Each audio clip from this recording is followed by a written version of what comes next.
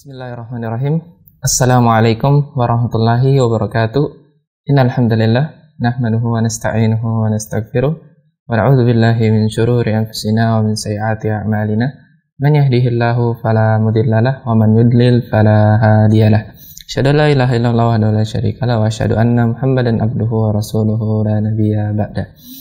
Salam dan salam semoga senantiasa tercurahkan kepada Nabi Muhammad sallallahu alaihi wasallam beserta para keluarga, para sahabat dan orang-orang yang istiqomah berjalan di bawah naungan sunnah beliau hingga hari kiamat kelak. Para pemirsa Hasan TV, senang sekali kita ketemu lagi dalam kajian Islam ilmiah kita, yaitu pembahasan kitab Fikih Tarbiyatul Al-Abna, buah karya dari Syekh Mustafa Al-Adawi. Dan alhamdulillah pada pagi hari ini kita sudah tersambung dengan Ustadz via Skype. Dan kita akan bersama Ustadz Nafi Zainuddin LCMHI hafizahullahu ta'ala.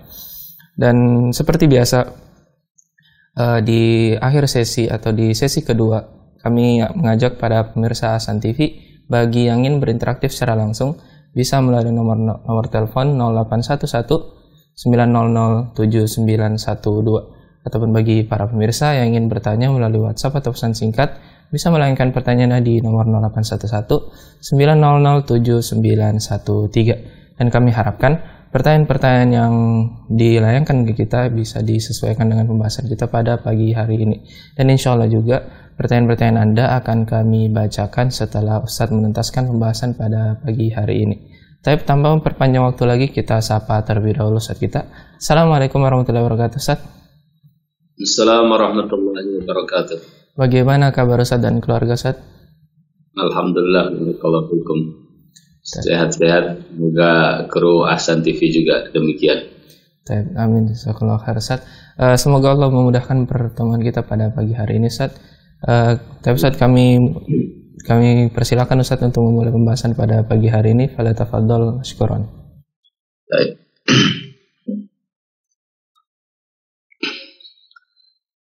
Assalamualaikum warahmatullahi wabarakatuh.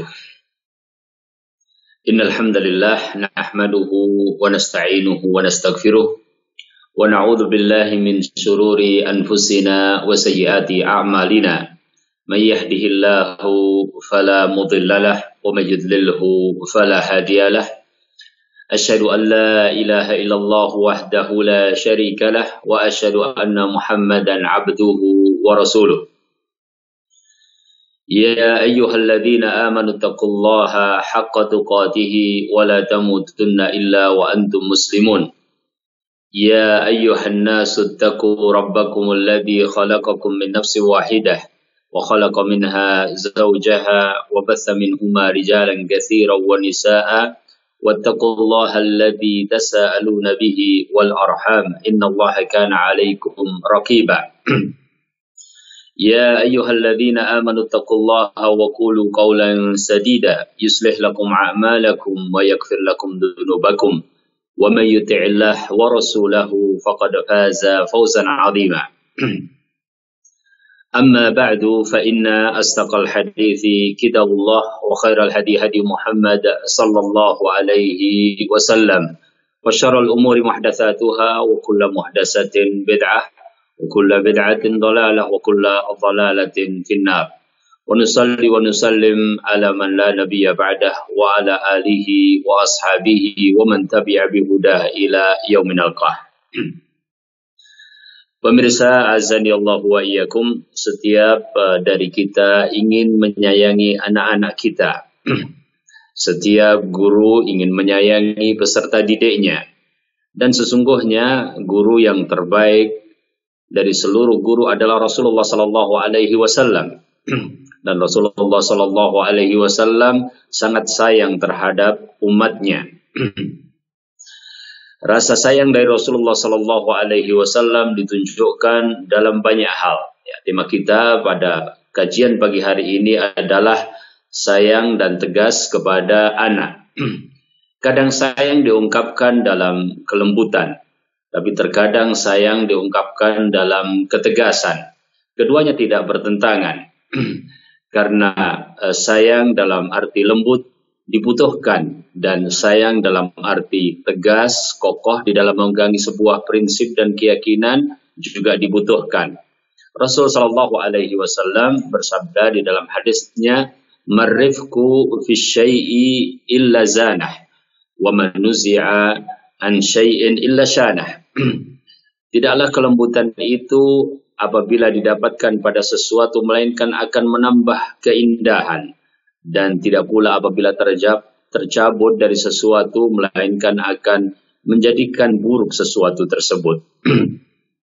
Nabi kita Muhammad sallallahu alaihi wasallam rafiq terhadap umatnya, sangat mempunyai kelembutan yang ditunjukkan baik kepada para sahabat, ya, kepada putra-putrinya, kepada putra-putri para sahabat, dan kepada seluruh umat. Rasulullah sallallahu alaihi wasallam bahkan bisa dikatakan adalah orang yang paling benar di dalam menunjukkan kelembutan sebagaimana dikehendaki di dalam syariat Allah Subhanahu wa taala yang penuh dengan kerahmatan. Nah, Rasulullah sallallahu alaihi wasallam menunjukkan kepada kita bahwa kelembutan itu adalah bagian dari kasih sayang yang harus ada. Di sisi lain bahwa ketegasan juga merupakan kasih sayang. Kelembutan yang ada bukan berarti menjadikan seseorang berada di dalam titik lemah sehingga membiarkan sebuah kesalahan, atau ada akhirnya tidak menjadikan pendidikan itu berjalan dengan baik. Ya. Ketegasan dibutuhkan di dalam banyak hal, juga bagian dari ta'dib. Akan tetapi bukanlah yang dimaksudkan dengan ketegasan itu adalah sikap yang kasar, ya. Dan Rasulullah Shallallahu Alaihi Wasallam kita dapatkan sebagai uswah bagi umat ini.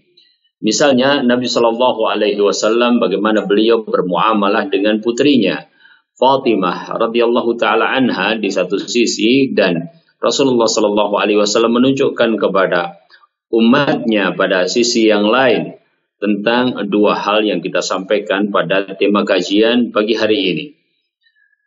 Di dalam sebuah riwayat yang dibawakan oleh Abu Dawud, Tirmidzi dan juga Nasa'i rahimahumullahu ta'ala, di dalam sebagian lafadznya dikatakan kanat idza dakhalat alaihi qama ilaiha. Rasulullah sallallahu alaihi wasallam apabila mendapatkan Fatimah sedang mengunjungi beliau, maka beliau langsung menyambutnya dengan berdiri. Fa'akhadha biyadiha wa qabbalaha wa ajlasaha fi majlisihi. Maka Nabi sallallahu alaihi wasallam memegangi tangan putrinya, yakni Fatimah radhiyallahu taala anha, kemudian mencium beliau, dan juga Nabi sallallahu alaihi wasallam memberikan tempat duduk untuk Fatimah radhiyallahu taala anha.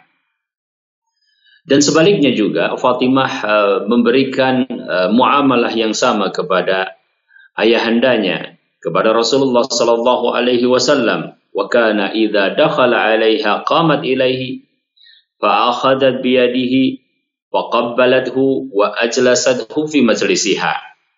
Apabila Rasulullah sallallahu alaihi wasallam datang, maka berdirilah Fatimah menyambutnya.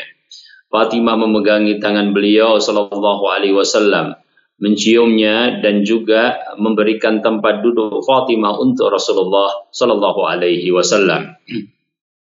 Sisi ini adalah bagian dari sisi kelembutan dan kasih sayang Nabi sallallahu alaihi wasallam yang ditunjukkan. Ya. Riwayat tersebut mempertegas tentang kelembutan pribadi Rasulullah sallallahu alaihi wasallam sebagai seorang nabi, sebagai seorang rasul, karena perbuatan beliau dan perkataan beliau adalah ajaran bagi umat ini. Dan kita mendapatkan di lain kesempatan Rasulullah sallallahu alaihi wasallam menunjukkan akan sebuah ketegasan, yaitu ketegasan yang ditunjukkan bahwa hal itu adalah bagian dari tarbiyah, ya. Bagian dari agar segala sesuatu berjalan sesuai dengan aturan dan apa yang telah ditetapkan oleh Allah Subhanahu wa taala. apabila terjadi sebuah kesalahan, maka sangat perlu untuk segera dibenarkan. Ya.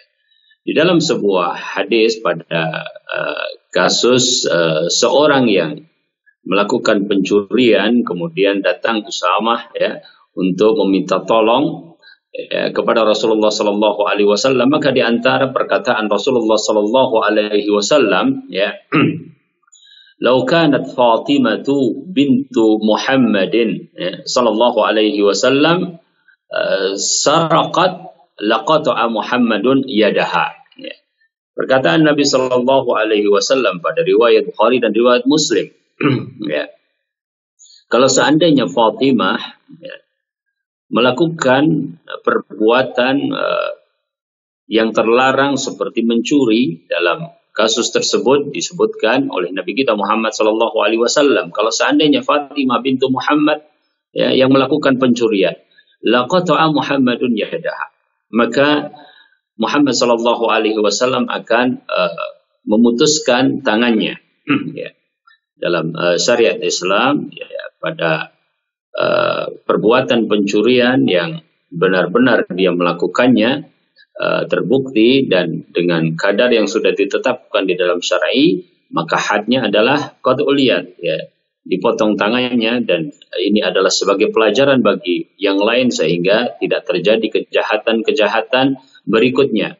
Nah, begitulah syariat Islam secara umum ya, mengedepankan maslahat yang lebih luas ya, dan menjaga keamanan yang lebih luas ya. Kembali kepada topik bahwa ketegasan Rasulullah Sallallahu Alaihi Wasallam yang ditunjukkan oleh kata-kata beliau Sallallahu Alaihi Wasallam adalah sisi lain di mana di dalam menjaga keutuhan tarbiyah perlu ada kedua-duanya. Ada sikap lembut dan juga ada sikap tegas. Sikap lembut pada tempatnya, kasih sayang pada tempatnya, ya, dan sikap tegas, yaitu tegas yang terukur, ya, tegas yang logis, tegas yang benar-benar berupaya untuk menjaga sebuah aturan itu berjalan dengan ya, semestinya. Pada kasus lain, misalnya Rasulullah Sallallahu Alaihi Wasallam menunjukkan hal yang serupa ya, pada kejadian yang sama terhadap Usamah. Ya. Kita tahu bahwasanya Usamah radhiyallahu taala anhu ya, adalah seorang di antara sahabat-sahabat kecil yang sangat dicintai oleh Rasulullah Sallallahu Alaihi Wasallam. Sebagaimana Rasulullah Sallallahu Alaihi Wasallam mencintai ayahandanya. Ya. Dan pada kasus tersebut, mereka orang-orang yang berada di dalam sebuah kepentingan untuk mengutus Usamah, ya, sebagaimana riwayat tadi, jadi kaitannya dengan sebuah kasus pencurian oleh seorang wanita Al-Makhzumiyah. Ya. Maka orang-orang dari Bani tersebut ya, meminta kepada Usamah untuk sebuah syafaat. Ya, agar tidak terjadi hukuman kepada wanita tadi. Ya. Kemudian mereka mengatakan siapa lagi yang bisa sampai kepada Rasulullah, yang bisa menolong kita kepada kepentingan kita selain Usamah, hubbu Rasulillah Sallallahu Alaihi Wasallam. Ya. Jadi mereka mengistilahkan untuk Usamah sebagai hubbu Rasulillah Sallallahu Alaihi Wasallam. Ya. Seorang yang sangat dicintai oleh Rasulullah Sallallahu Alaihi Wasallam, dan banyak cerita tentang bagaimana kecintaan Rasulullah Sallallahu Alaihi Wasallam kepada Usamah. Ya. Maka Usamah pun mendatangi Nabi kita Muhammad Sallallahu Alaihi Wasallam. Ya. Apa jawaban Rasulullah Sallallahu Alaihi Wasallam? Ya. Ya. Ketika hubbu Rasulillah datang untuk satu keperluan, ya, di hadapan Rasulullah, ya, namun keperluannya adalah sesuatu yang tidak diperkenankan secara syar'i, maka Rasulullah Sallallahu Alaihi Wasallam pun menunjukkan akan ketegasannya. Rasulullah Sallallahu Alaihi Wasallam tetap menjalankan apa yang harus dijalankan. Maka Rasulullah Sallallahu Alaihi Wasallam menjawabi permintaan dari Usamah, atashfa'u fi haddin min hududillah. Ya. apakah engkau akan meminta tolong syafaat untuk sebuah had, ya, untuk sebuah hukuman yang harus dijalankan sementara kasusnya sudah sampai kepada pimpinan, yaitu Rasulullah Sallallahu Alaihi Wasallam. Ya. Jadi perkataan Nabi Sallallahu Alaihi Wasallam, atashfa'u fi haddin min hududillah.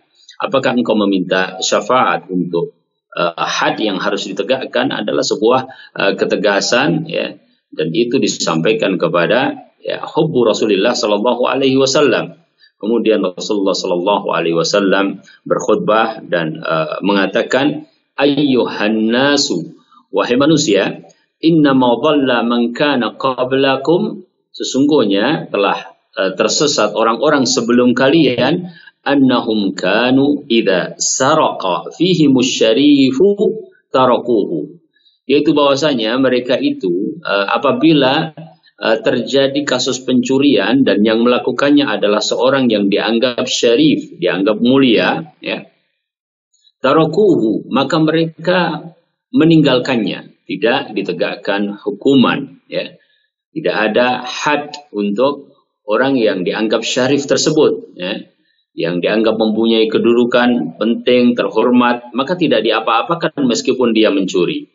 Wa idza saraqa ad-dha'ifu fihim aqamu 'alaihi al-hadda. Akan tetapi jika yang melakukan pencurian itu adalah ad-dha'if, orang yang lemah, ya, bukan orang yang punya kedudukan, bukan orang yang dalam kemasyarakatan dianggap terhormat, ya, tetapi seorang yang dhaif, lemah, justru, ya, padanya lah kemudian ditegakkan had, yaitu hukuman, ya, sebuah kezaliman dan ketidakadilan, ya. Maka Rasulullah SAW menegaskan bahwa siapapun yang melakukannya, dia harus mendapatkan hukuman had apabila kasusnya sudah sampai kepada pimpinan. Nah, pada kejadian ini juga di samping menunjukkan dua hal yang kita temakan pada hari ini, yaitu sayang dan tegas, ya, juga ditunjukkan bagaimana memberikan penjelasan, ya. Karena orang tua, ya, di dalam masalah memberikan ketegasan kepada anak, ya, dia tidak perlu untuk melakukan kata-kata yang kasar atau sikap yang kasar, tetapi dia tetap kokoh mempertahankan perangai baik yang ingin dia tanamkan. Di antaranya adalah dengan memberikan pengertian, dengan memberikan alasan kenapa bapak atau ibu harus melakukan itu, kenapa ayah atau bunda harus menegakkan aturan ini, ya. Alasan-alasan tersebut apabila terus disampaikan kepada anak-anak atau kepada peserta didik, mereka akan memahami bahwa sesungguhnya ketegasan yang timbul dari orang tua atau dari seorang ustadz atau seorang guru adalah bagian dari kasih sayang, karena ada maksud yang terpuji di balik ketegasan tersebut. Justru hal yang positif yang diinginkan oleh orang tua atau oleh ustadz atau guru di dalam memberikan ketegasan itu. Kemudian Rasulullah Sallallahu Alaihi Wasallam juga menunjukkan kepada kita tentang perkara yang lain yang menggabungkan dua perkara ini. Di antaranya adalah ketika Rasulullah Sallallahu Alaihi Wasallam tertimpa musibah, yaitu wafatnya Ibrahim ibnu Rasulullah Sallallahu Alaihi Wasallam, sebagaimana dikisahkan di dalam riwayat Bukhari, rahimahullahu taala. Ya. Pada kata-kata beliau Sallallahu Alaihi Wasallam ada sebuah pesan pendidikan yang begitu mendalam. Ya. Kita tahu betapa sayangnya Rasulullah Sallallahu Alaihi Wasallam terhadap putra-putrinya. Kalau tadi kepada Fatimah, kemudian kepada Ibrahim ditunjukkan, ya, di antaranya adalah ketika masih dipersusukan di daerah atas di kota Madinah, Rasulullah Sallallahu Alaihi Wasallam seringkali menjenguknya, bahkan bersama para sahabat. Ya. Rasulullah Sallallahu Alaihi Wasallam sangat sayang kepada putra beliau, ya, dan Allah Subhanahu wa taala tentu menghendaki bahwasanya Rasulullah sallallahu alaihi wasallam adalah seorang nabi dan rasul yang terakhir. Maka Muhammadun aba ahadin min rijalikum, ya. Tapi Rasulullah dan khatam an-nabiyyin, yaitu penutup para nabi. Maka wafatlah dengan takdir dan ketentuan dari Allah Subhanahu wa taala Ibrahim, ya, di masa kecilnya, putra Rasulullah sallallahu alaihi wasallam, ya. Apa yang dikatakan oleh Rasulullah sallallahu alaihi wasallam saat itu? Innal aina tadma'u wal qalba yahzanu. Ya, perhatikan kata-kata ini. Innal aina tadma'u wal qalba yahzanu. Bahwa mata meneteskan air matanya, hati bersedih. Ini dengan kepergian Ibrahim, putra Rasulullah sallallahu alaihi wasallam, ya. Kemudian Nabi Shallallahu Alaihi Wasallam melanjutkan kata-katanya. Jadi sisi tadi menunjukkan betapa Rasulullah Shallallahu Alaihi Wasallam sedih dan sangat sayang. Ya. Tapi apa yang dilakukan oleh Rasulullah Shallallahu Alaihi Wasallam? Kemudian Nabi Shallallahu Alaihi Wasallam mengatakan, "Wala naqulu illa ma yurdi Rabbana." Tetapi kita tidak akan mengatakan melainkan apa yang membuat Rabb kita ridho terhadap kita. Rasulullah Sallallahu Alaihi Wasallam menunjukkan bahwa meskipun dalam kesedihan, ya, dalam posisi yang berat, ya, posisi musibah, namun Rasulullah Sallallahu Alaihi Wasallam menegaskan agar tidak mengatakan kecuali yang sesuai syar'i, agar tidak mengatakan kecuali yang membuat Allah Subhanahu Wa Taala ridho. Di sisi ini, pemirsa yang dirahmati Allah Subhanahu wa taala, ada sebuah cara atau ada sebuah uswah kepada kita untuk menahan emosi, ya. Dan ini juga penting di dalam memberikan ketegasan. Kadang sebagian orang mengartikan bahwasanya ketegasan itu adalah sikap keras atau bukan keras, kasar, ya. Kalau keras tetapi tetap dibatasi pada emosi, ya, itu masih berada di dalam koridor boleh, ya. Karena keras dalam arti dia mendidik dengan sesuatu yang berbeda, ya, lebih kepada, ya, yang keras, akan tetapi tetap tidak melanggar syar'i, tetap menahan emosi, bahwa emosionalnya dijaga. Sebab sebagian orang, ya, mengartikan bahwasanya tegas itu kemudian keras dan pada akhirnya tidak efektif karena sesungguhnya dia tidak menahan emosinya, ya. Kadang-kadang orang terbawa kepada suasana, ya, untuk memperbaiki sebuah keadaan, ya, dia lebih mengedepankan emosinya, sehingga sesungguhnya yang timbul dari dirinya adalah emosi yang barangkali berlebihan dan sikap-sikap yang sesungguhnya menunjukkan kemarahannya tidak terukur, ya, tidak terjaga, tidak tepat, ya, sehingga yang dipahami oleh anak atau peserta didik adalah semata-mata kemarahannya, ya, semata-mata kekerasannya, akan tapi maksud untuk memperbaiki itu sendiri menjadi kabur, ya, paling tidak menjadi berkurang. Nah, menahan emosi adalah salah satu hal yang sangat penting di dalam hal ketegasan ini. Ya. Di dalam sebuah hadis juga dikatakan, laisa asyadidu bisur'ah wa innama asyadidu man yamliku nafsahu 'inda al-ghadab, ya. Bukanlah yang kuat itu adalah dengan menunjukkan dalam fisik pergulatannya, ya, tetapi yang namanya kuat itu adalah seorang yang bisa menahan hawa nafsunya tatkala dalam keadaan murka atau marah, ya. Jadi Rasulullah Shallallahu Alaihi Wasallam pun ketika marah adalah tetap berada di dalam kerangka aturan-aturan syar'i, ya. Suka karena Allah, murka karena Allah, ya.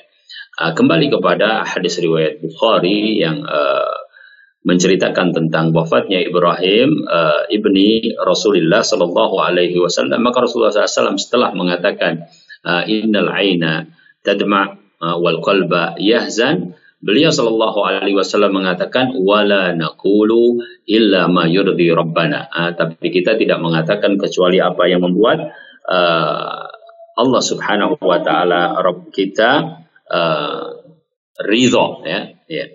Itu adalah ukuran, ya. Wa inna bi firaqika ya Ibrahim lamahzunun, dan sungguh kami dengan kepergianmu wahai Ibrahim bersedih, ya.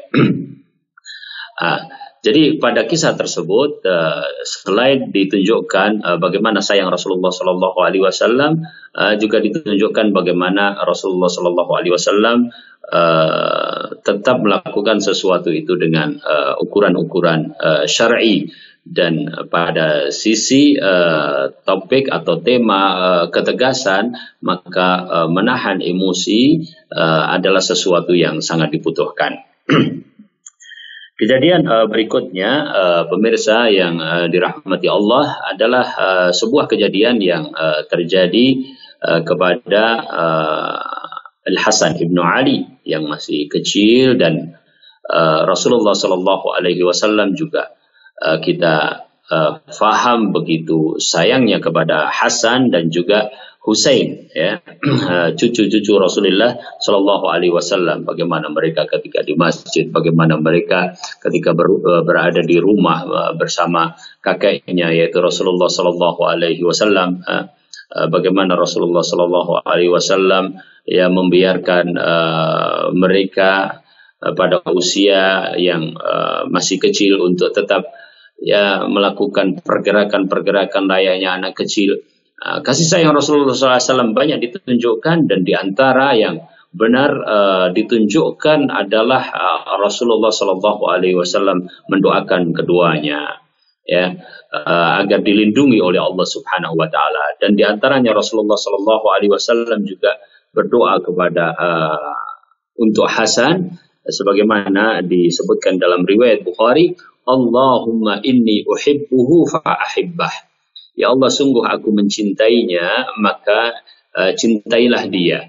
Dalam riwayat yang lain, Rasulullah Sallallahu Alaihi Wasallam ya memeluknya, kemudian menciumnya, kemudian Nabi Sallallahu Alaihi Wasallam berdoa, Allahumma ahibbahu wa ahibba man yuhibbu. Ya Allah, cintailah dia dan cintailah orang yang mencintainya. Kita tidak ragu sama sekali, bahkan banyak riwayat-riwayat yang menunjukkan bukti kelembutan Rasulullah Sallallahu Alaihi Wasallam dan juga kasih sayangnya kepada Al Hasan dan Al Husain. Ya, di dalam satu momen Rasulullah Sallallahu Alaihi Wasallam menunjukkan dengan bentuk teguran kepada Al Hasan, ya, untuk menunjukkan bahwa sesuatu yang tidak boleh dikerjakan tetap tidak boleh dikerjakan, ya. Yaitu pada sebuah riwayat ketika Rasulullah Sallallahu Alaihi Wasallam dalam hadis Abu Hurairah secara marfu, juga dalam riwayat Bukhari, menegur ketika Hasan makan kurma sedekah, ya.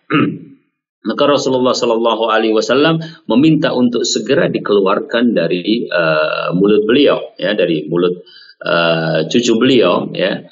Dan Rasulullah Sallallahu Alaihi Wasallam mengatakan, kih ama alimta anna la nakulu sadaqah. Ya, jadi Rasulullah SAW meminta untuk segera dikeluarkan, ya. Ya, kita sering mendapatkan misalnya anak-anak kita atau peserta didik kita misalnya melakukan sesuatu yang terlarang, ya, apakah itu makanan, ya, minuman, yang seringkali terjadi anak-anak ya makanan minuman, ya, yang bukan miliknya atau milik temannya, atau bahkan mengambil barang, ya, dan mungkin bisa jadi ingin dibawa pulang dan seterusnya, ya. Tentu banyak cara untuk kemudian memahamkan, ya. Tapi yang kita ambil dari Rasulullah Sallallahu Alaihi Wasallam adalah ketegasan beliau bahwa sesuatu yang terlarang secara syar'i harus dijelaskan bahwa itu tidak dilarang, bahwa itu tidak dibolehkan. Ya, tetap Rasulullah Sallallahu Alaihi Wasallam segera menjelaskan. Maka Rasulullah Sallallahu Alaihi Wasallam mengatakan kepada beliau bahwasanya itu adalah sedekah yang keluarga Muhammad Rasulullah Sallallahu Alaihi Wasallam tidak memakannya. Amma alimta anna la na'kulu sadaqah? Apakah engkau belum tahu? Apakah engkau belum mengerti bahwasanya kita tidak memakan harta sedekah? Ya. Di kejadian tersebut ditunjukkan kepada kita secara jelas bagaimana Rasulullah Sallallahu Alaihi Wasallam memperlakukan itu kepada cucu beliau Sallallahu Alaihi Wasallam. Pemirsa yang dirahmati Allah, maka kasih sayang Rasulullah Sallallahu Alaihi Wasallam dibarengi dengan ketegasan yang logis, dengan ketegasan yang terukur, ya, dan bahwasanya kita sangat menyayangkan perkara-perkara yang kadang-kadang terjadi antara sikap lembut yang sesungguhnya pada akhirnya menunjukkan kelemahan atau sikap tegas yang pada akhirnya berlebihan dan tidak terukur. Kedua-duanya tidak kita dapatkan dari contoh-contoh Rasulullah Sallallahu Alaihi Wasallam. Justru Rasulullah Sallallahu Alaihi Wasallam menempatkan kedua-duanya pada tempatnya yang menjadi uswah bagi kita.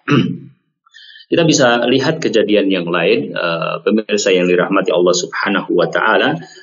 Kali ini kita akan bawakan sebuah cerita sebagaimana disebutkan di dalam fikih Tarbiyatul Abna, diriwayatkan oleh Al-Baihaqi, ya. Al-Baihaqi rahimahullahu taala pada kasus Abdurrahman ibn Umar, ya. Dan juga kasus yang menimpa Abdullah ibn Umar, ya. Jadi ada kasus yang kaitannya dengan Abdullah ibn Umar dan kasus yang berkaitan dengan Abdurrahman ibn Umar. Adapun yang berkaitan dengan Abdurrahman ibn Umar itu diriwayatkan oleh Baihaqi, ya. Dan kejadiannya adalah peristiwa ketika Abdurrahman ibn Umar berada di Mesir, dan saat itu yang memimpin Mesir adalah Amr bin al-As, ya, radhiyallahu taala anhu. Ya, kedapatan minum khamr yang jelas, ya. Kemudian wallahu taala alam, zahirnya sudah dilakukan takzir oleh Amr bin al-As, tapi beritanya sampai kepada Umar bin Khattab radhiyallahu taala anhu, maka segera Umar bin Khattab radhiyallahu taala anhu berkirim surat kepada Amr bin As, ya, agar dikirim Abdurrahman kepada beliau radhiyallahu taala anhu, dan kemudian di hadapan Umar diulangilah ta'zir, ya. Zahirnya ta'zir karena kalau ada had itu tidak diulangi, wallahu taala alam.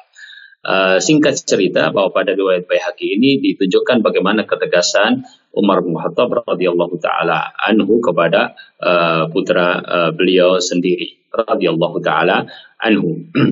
Adapun yang berkaitan dengan kisah Abdullah bin Umar radhiyallahu taala anhu adalah sebuah cerita dengan sanad yang sahih, ya, dikatakan oleh Syekh di sini diriwayatkan pada At-Tabaqat Ibnu Sa'ad, ya, dengan sanad yang sahih li ghairihi, ya, sahih li ghairihi, dari Zaid bin Aslam, ya. Anna Umar bin Khattab radhiyallahu taala anhu faddala al-muhajirin al-awwalin wa a'ata abna'ahum duna dhalik. Wa faddala Usama ibn Zaid ala Abdullah ibn Umar, ya. Jadi pada satu waktu Umar bin Khattab radhiyallahu taala anhu membagi-bagikan kepada al-muhajirin al-awwalin, ya. Dan mereka itu diberikan lebih, ya, dibandingkan dengan putra-putranya sendiri, ya. Kemudian Umar bin Khattab juga memberikan kepada Usamah bin Zaid, ya, tadi Usamah kita sebut sebagai hubbu Rasulullah sallallahu alaihi wasallam, di mana Rasulullah sallallahu alaihi wasallam menyebutkan di dalam sebuah riwayat, Usamah ahabbun nas ilayya, Usamah adalah termasuk orang yang paling aku cintai. Ya. Nah, Umar bin Khattab radhiyallahu taala anhu juga memberikan Usamah bin Zaid yang lebih banyak dibandingkan dengan apa yang diberikan kepada Abdullah ibn Umar. Ya. Maka Abdullah ibn Umar menceritakan, faqala li rajulun faddala alayka amiral mu'minin man laysa bi'abdan minka sinnan wala afdal minka hijratan wala syahida minal masyahid ma lam tashhad. Ya. Bahwasanya Amirul Mukminin telah memberikan sesuatu yang berlebih kepada seseorang yang jika dibandingkan dengan dirimu, dia tidak lebih tua dari dirimu, dia juga tidak lebih utama dalam masalah hijrah. Jika dibandingkan dengan dirimu, dia juga tidak menyaksikan beberapa masyahid peperangan yang disaksikan olehmu. Ada seorang yang mengatakan begitu kepada Abdullah ibnu Umar radhiyallahu taala anhu.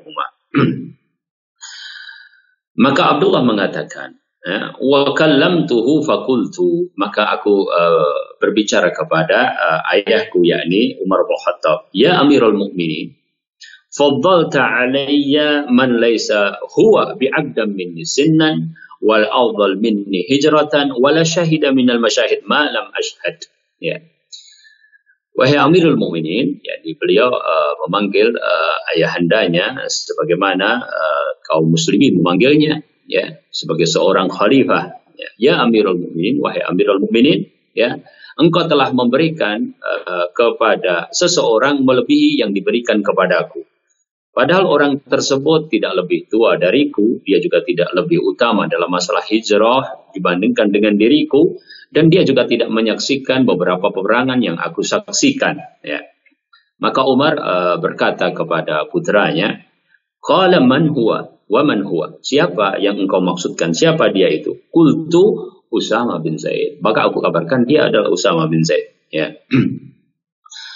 Maka Umar bin Khattab radhiyallahu taala anhu mengiyakan, karena memang itulah kenyataannya, dan pasti Umar bin Khattab radhiyallahu taala anhu mempunyai pertimbangan yang syar'i, ya.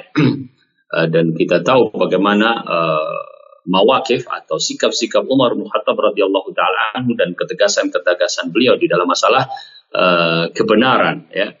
Dan beliau selalu tunduk terhadap Al-Quran dan juga Sunnah Rasulullah Sallallahu Alaihi Wasallam. Ya. Maka Umar pun mengakui bahwa itu telah dilakukan oleh beliau.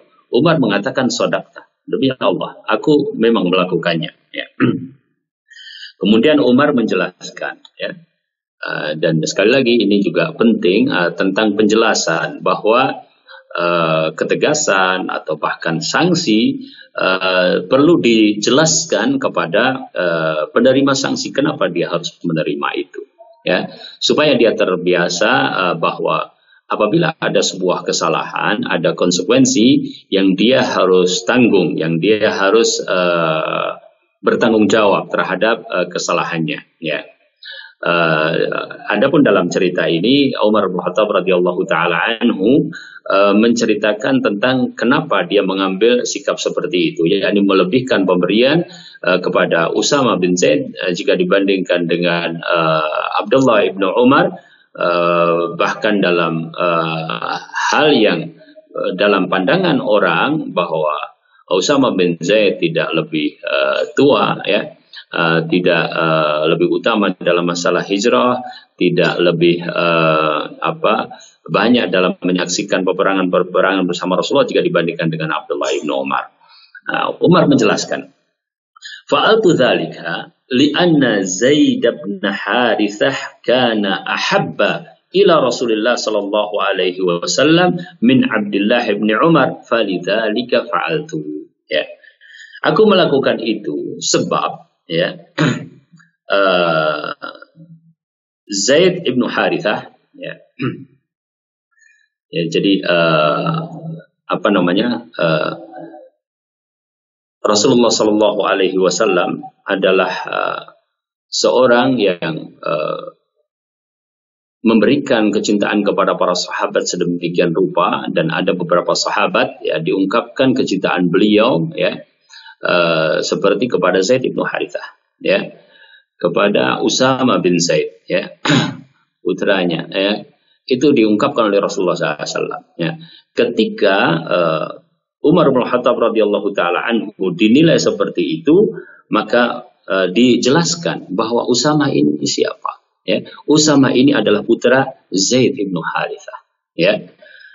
Kemudian dilakukan seperti itu, Umar menjelaskan ya, fa'altu dzalika li'anna Zaid bin Harithah kana ahabba ila Rasulillah sallallahu alaihi wasallam bin Abdullah bin Umar, falidzalika fa'altu. Aku melakukan itu karena Zaid ya lebih dicintai oleh Rasulullah sallallahu alaihi wasallam ya dibandingkan dirimu, yaitu dibandingkan Abdullah bin Umar. Oleh karenanya aku melakukan hal seperti itu ya. Demikianlah sikap Umar radhiyallahu taala anhu. Kita juga tahu bahwasanya Umar sangat sayang kepada Abdullah bin Umar ya. Banyak juga cerita-cerita kebersamaan mereka berdua di dalam banyak kejadian yang menunjukkan perhatian Umar bin Khattab radhiyallahu taala an kepada putranya Abdullah bin Umar.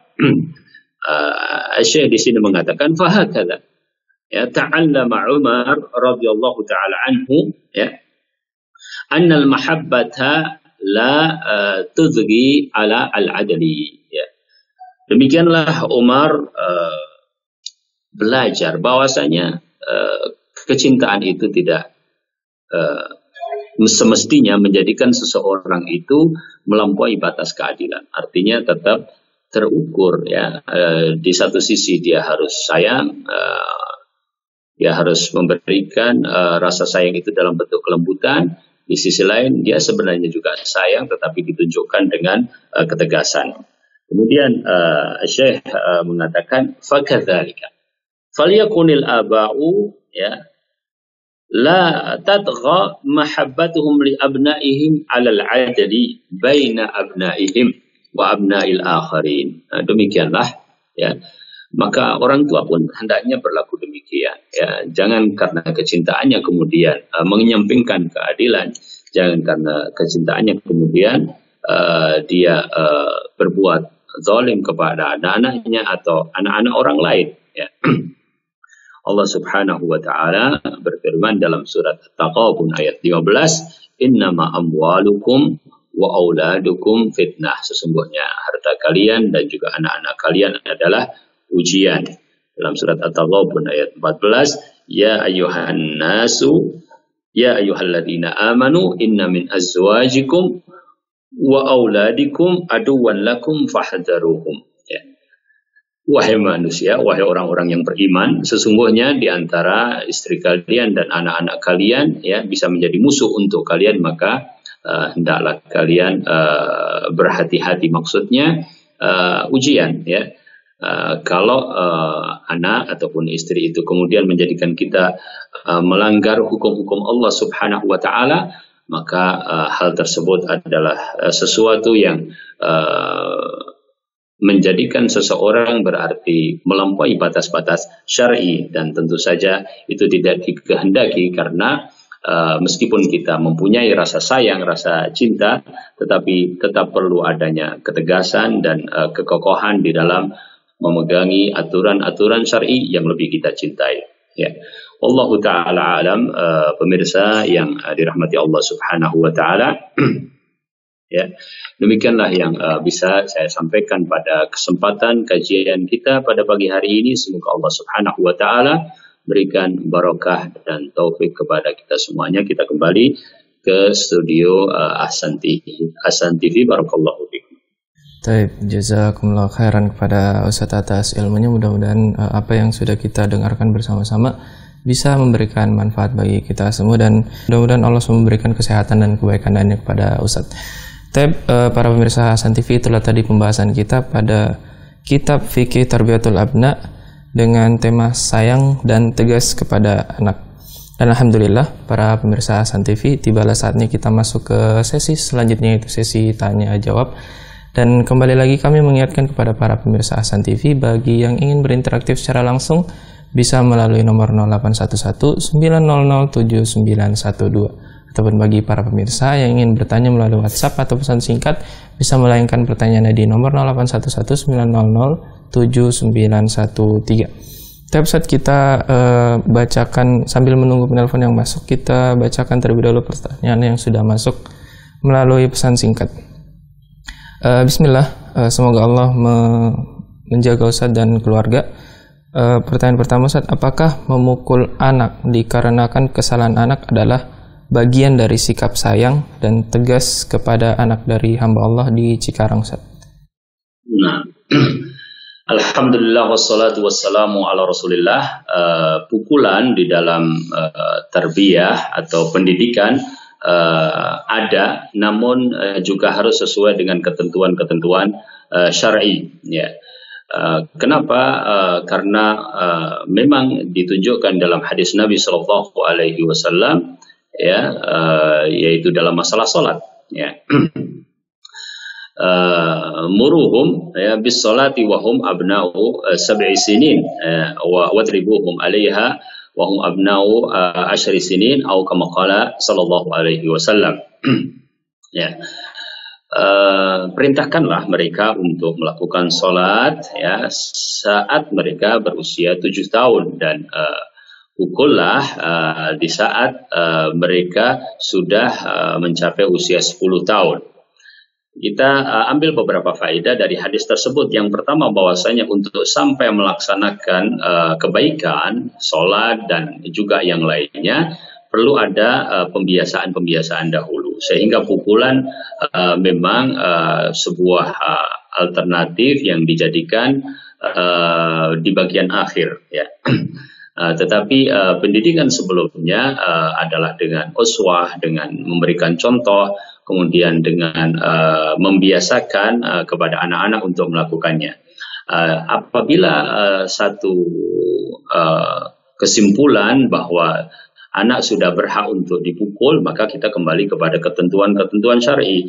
Di antaranya adalah bahwa pukulan itu adalah pukulan dengan kasih sayang, artinya pukulan dengan edukatif, bukan dengan kemarahan, ya. Karena ya marah lillah, tetapi ketika melakukannya itu dengan maksud agar dia maksudnya kembali kepada ketentuan syar'inya, ya, bukan kemudian kita meluapkan emosi berlebihan dari ukuran syar'i.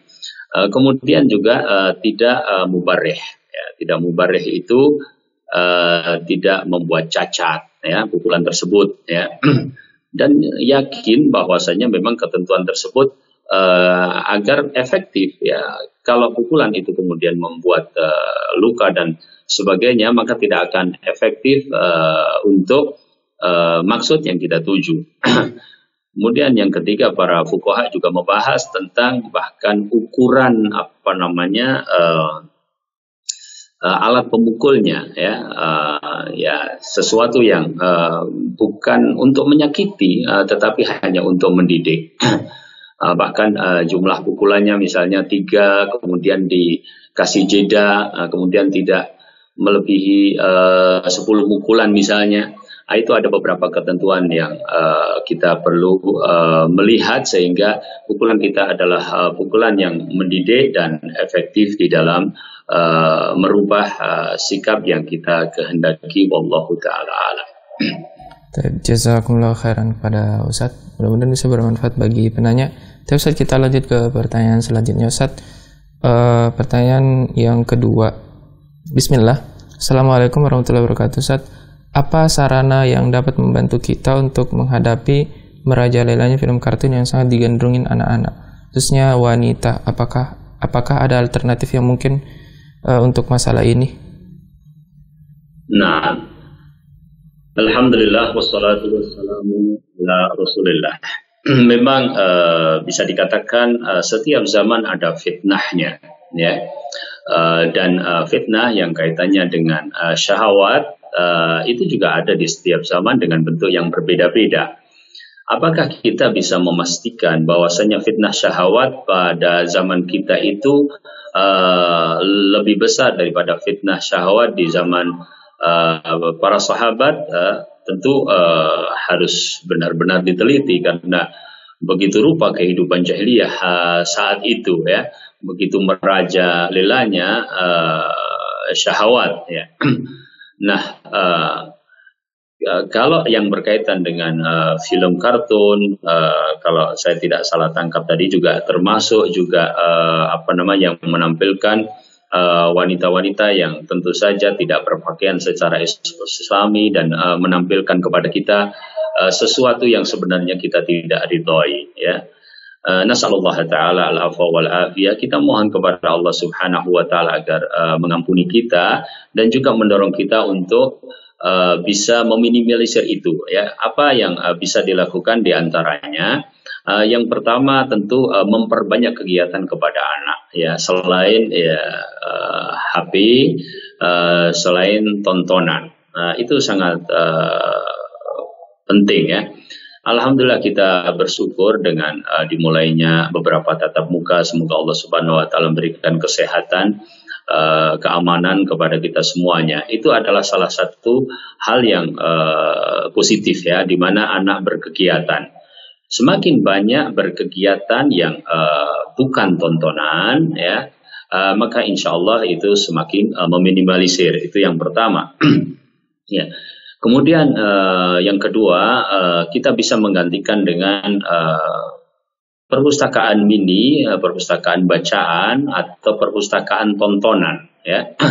Apa yang saya maksudkan, yaitu yang pertama adalah kaitannya dengan buku-buku. Pada waktu-waktu tertentu anak sudah punya kecenderungan untuk membaca, ya, dan bisa jadi dia akan senang membaca ketika memang ada di hadapannya buku-buku yang memang layak untuk dia baca dan juga sesuai dengan usianya dan juga mendidik, ya. Juga perpustakaan digital atau tontonan yang sudah kita pilihkan, ya, yang kemudian itu sudah menjadi alternatif tontonan, karena anak juga berdasarkan kebiasaannya juga, insya Allah ketika itu banyak alternatif dia juga akan terdorong ke arah tersebut. Yang ketiga, dalam banyak momen kadang dia memang harus nonton, dalam tanda kutip harus, ya, harus nonton. Apakah, ya, ketika bersama anak-anak yang lainnya atau di rumah siapa, kadang dia dalam hal tersebut. Maka sebaiknya ketika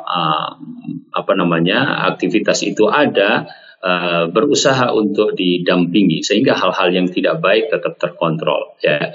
Dan apabila itu menjadi suatu mafhum buat sebuah keluarga, baik buat ayahnya, buat uminya, buat neneknya, buat kakeknya, buat kakaknya, otomatis siapapun yang mendampingi juga akan melakukan filter-filter, ya, bisa mengganti channel, bisa mengomentari bahwa itu tidak baik, bahwa itu malu, bahwa itu aib dan seterusnya.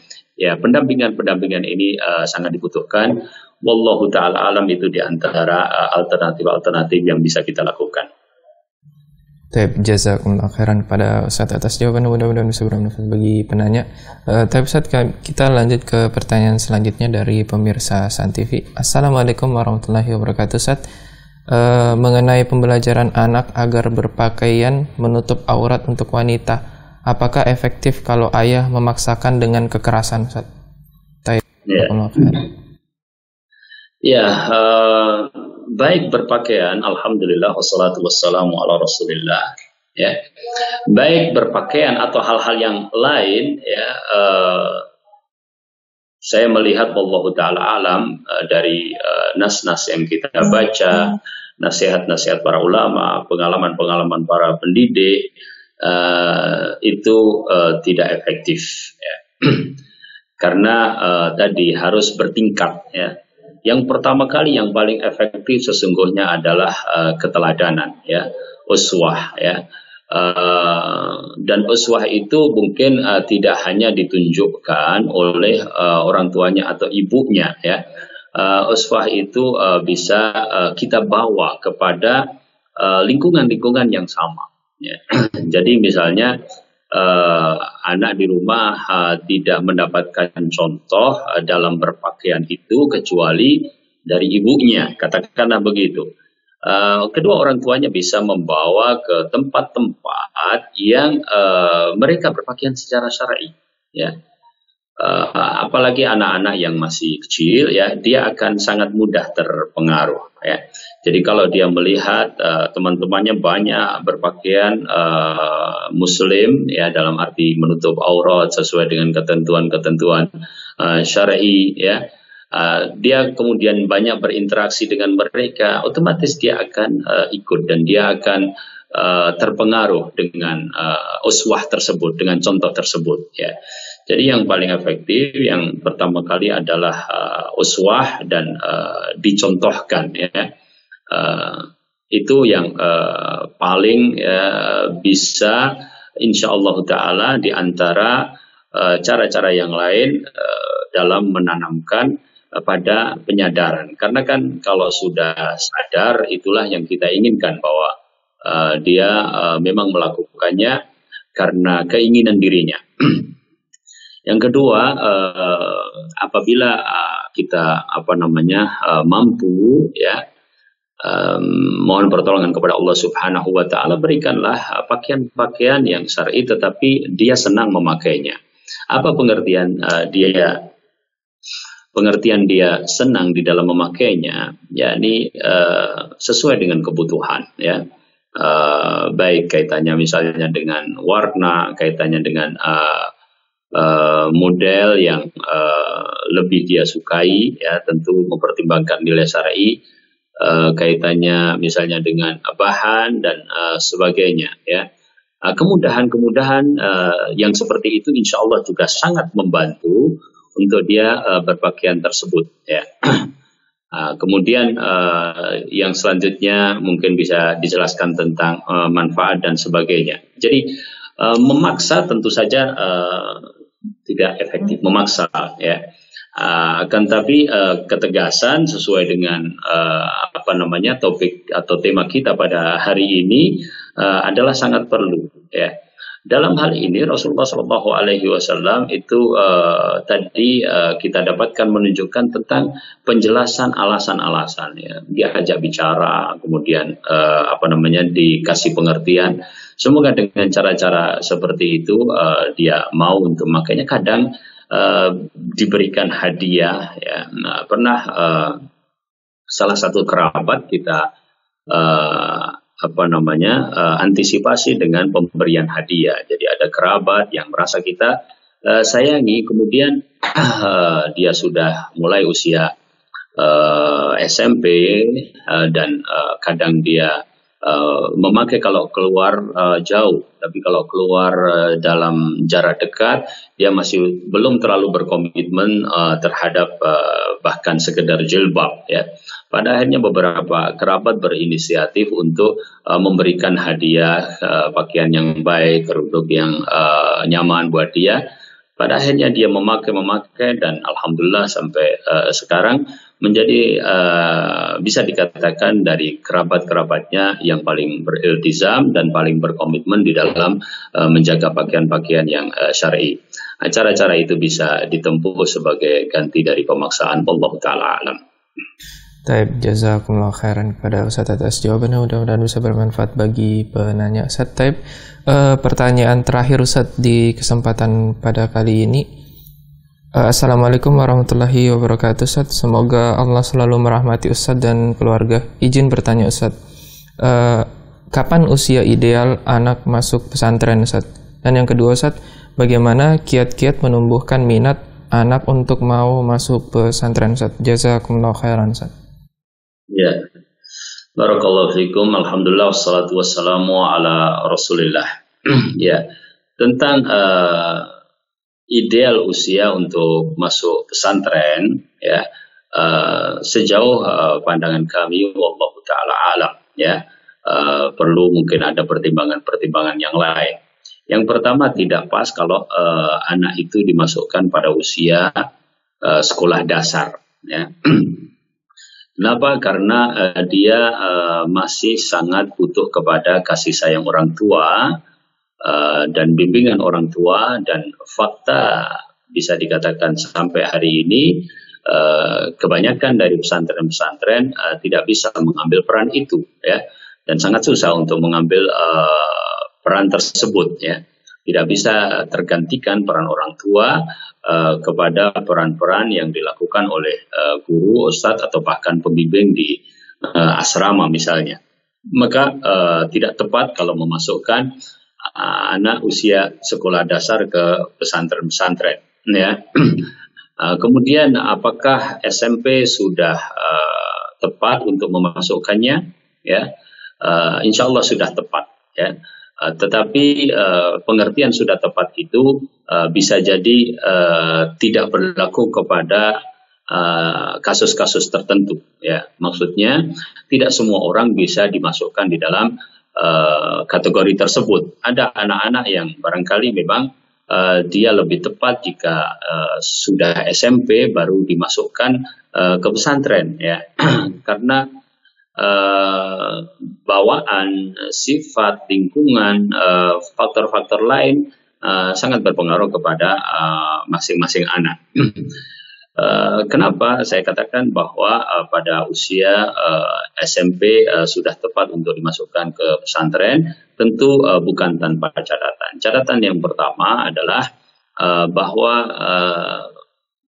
pilihlah pesantren yang tetap memberikan kesempatan kepada orang tuanya untuk berinteraksi, ya.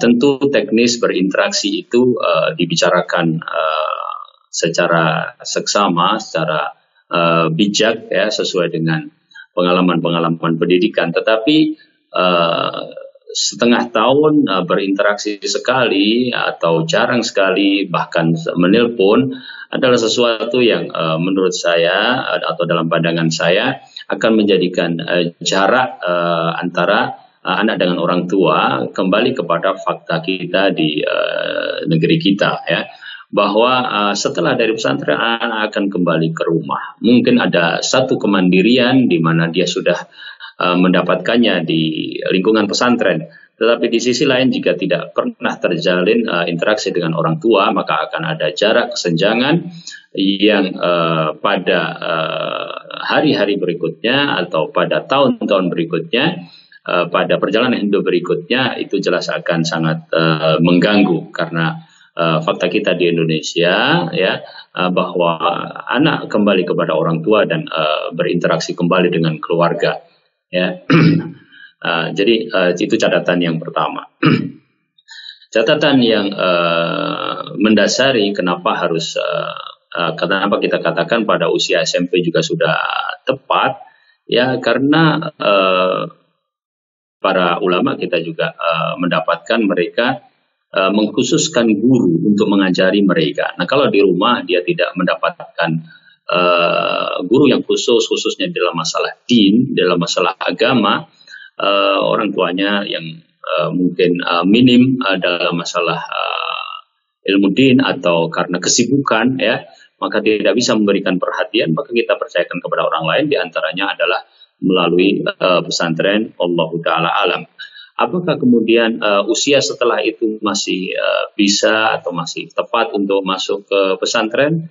Ya, kita mendapatkan bahwasanya anak-anak yang setelah lulus SMP kemudian masuk SMA juga ternyata berpengaruh yang bagus, ya. Ada masing-masing nilai positifnya, ya. Kalau di SMP dia berarti sejak kecil dan itu lebih baik. Ada kalau setelah lulus SMP dia lebih siap dan seterusnya, ya. Dan tidak ada batasnya kapan orang mau masuk pesantren, ya. Tetapi kalau kita ambil usia yang terendah, maka kembali kepada usia SMP dengan beberapa catatan tadi. Wallahu ta'ala alam. Jazakumullah khairan kepada Ustadz atas jawabannya, mudah-mudahan bisa bermanfaat bagi penanya, dan jazakumullah khairan juga kepada Ustadz yang telah memberikan jawaban dari pertanyaan-pertanyaan yang sudah masuk ke redaksi Hasan TV. Tapi Ustadz sebelum kita menutup, Ustadz, mungkin ada beberapa ikhtitam dari Ustadz. Ya, barakallahu. Ya, pemirsa yang dirahmati Allah Subhanahu wa taala, bahwa ketegasan di dalam pendidikan kepada anak itu yang kita maksudkan tadi adalah tetap memegangi hal yang baik dan teguh memegangi hal yang baik meskipun dengan cara-cara yang sesuai dengan penjelasan-penjelasan di muka, bahwa itu disampaikan alasannya, itu tetap disampaikan tidak dengan kasar, dan insya Allah manfaatnya adalah agar ada konsistensi dari anak kita terhadap hal-hal yang baik, dan untuk itu perlu adanya sebuah pijakan yang kokoh, ya. Pijakan yang kokoh itu diantaranya adalah anak menyadari benar bahwa apa yang diarahkan oleh ustadznya atau gurunya atau orang tuanya dalam sikap ketegasan itu sesungguhnya adalah berefek positif pada dirinya. Wallahu ta'ala alam. Demikian yang bisa disampaikan. Saya tutup dengan kafaratul majlis. Subhanakallahumma bihamdik asyhadu an la ilaha illa anta astaghfiruka wa atubu ilaik. Wassalamualaikum warahmatullahi wabarakatuh. Saya kembali ke studio Ahsan TV. Taib, jazakumullah khairan kepada Ustadz atas ikhtitamnya, Ustadz. Para pemirsa Ahsan TV, demikianlah pertemuan kita pada kali ini. Jazakumullah khairan juga kepada para pemirsa Ahsan TV yang sudah setia menyaksikan program Ahsan TV, khususnya pada pagi hari ini, dan insya Allah kita akan ketemu lagi pada pertemuan selanjutnya, yaitu pekan depan setiap pukul 7 waktu Indonesia Barat. Dan terakhir, kami selaku kru yang bertugas mohon maaf apabila ada kesalahan selama pertemuan ini berlangsung, dan kita tutup pertemuan pada pagi hari ini dengan kafaratul majelis. Subhanakallahumma bihamdik asyhadu an la ilaha illa anta astaghfiruka wa atubu ilaik. Assalamualaikum warahmatullahi wabarakatuh.